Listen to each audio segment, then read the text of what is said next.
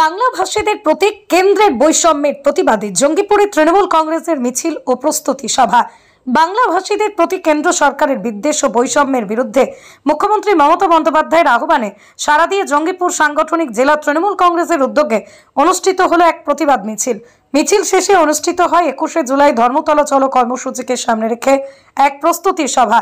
এদিনের কর্মসূচিতে উপস্থিত ছিলেন জঙ্গিপুর সাংগঠনিক জেলা তৃণমূল কংগ্রেসের সভাপতি তথা জঙ্গিপুর লোকসভার সাংসদ খলিলুর রহমান, রাজ্যের বিদ্যুৎ প্রতিমন্ত্রী আক্রুজ্জামান, লালগোলা বিধানসভার বিধায়ক মোহাম্মদ আলী, সুতি বিধানসভার বিধায়ক ইমানি বিশ্বাস, ফারাক্কা বিধানসভার বিধায়ক মনিরুল ইসলাম, ফারাক্কা ব্লক তৃণমূল কংগ্রেসের সভাপতি ইলিয়াস শেখ, জঙ্গিপুর পৌরসভার পৌরপতি মফিজুল ইসলাম, নেতৃবৃন্দ কেন্দ্র সরকারের ভাষা বৈষম্য বঞ্চনা, একাধিক জনবিরোধী নীতির বিরুদ্ধে সরব হন এবং বাংলার গর্ব 21শে জুলাই শহীদ দিবস উপলক্ষে ধর্মতলায় উপস্থিত থাকার জন্য আহ্বান জানান।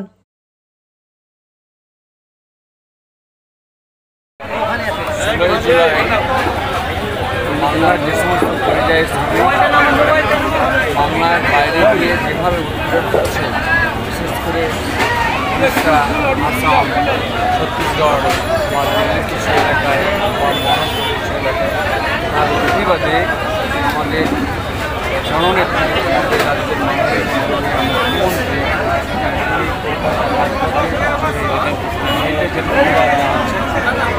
আমরাও প্রতিটি বাংলার সাংগঠনিক জেলায় প্রতিটি বিধায়ক, ব্লক সভাপতি, পঞ্চায়েত সমিতির সভাপতি থেকে পৌরপিতা, উপপৌরপিতা, কাউন্সিলর সর্বস্তরের নেতৃত্ব, এমনকি যারা শিক্ষিত পুলিশ তিনারাও শাখা সংগঠনের নেতৃত্ব আমরাও আমাদের মুখ্যমন্ত্রী আমরা তিনারকে উৎসাহ দেওয়ার তিনাকে পাশে থাকার আমরাও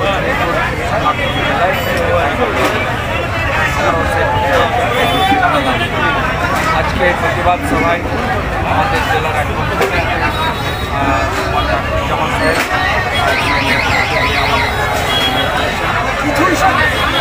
বিধায়ক মনিরুল ইসলাম, আমিরুল ইসলাম, বিশ্বাস, মোহাম্মদ আলী সাহেবের সঙ্গে ছিলেন এবং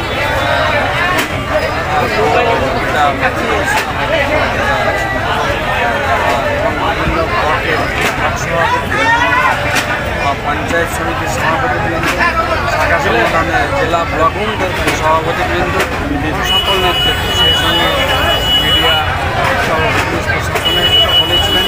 সকলকে আমরা ধন্যবাদ জানাচ্ছি, কৃতজ্ঞতা জানাচ্ছি যে আগামী দিন ঐক্যবদ্ধভাবে থেকে মানুষের সেই নির্বাচন। আজকে কতটা পথ হাঁটলেন? আজকে কতটা পথ হাঁটলেন? ঠিক আছে। আজকে যোগদান কতটা জন করলো? সব মিলিয়ে 700 জন। ধন্যবাদ। মানুষের ভোট সুরক্ষিত করার লক্ষ্যে গিয়ে আমাদের অভিযানের রাজ্যে 21শে জুলাই 1993 সালে সেই দিনকে 13 জন শহীদ হয়েছে। এনাদের স্মরণসভা প্রতি বছর আমাদের মুখ্যমন্ত্রী করে যাচ্ছে। কাজে আবারও আগামী 21শে জুলাই সেই স্মরণসভা আসছে।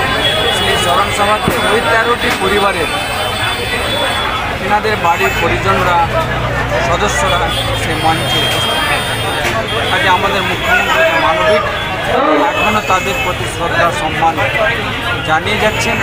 শুধু তাই নয়, পরিবারের সদস্যদেরকেও তিনি দেখে মঞ্চে সম্মান দিচ্ছেন।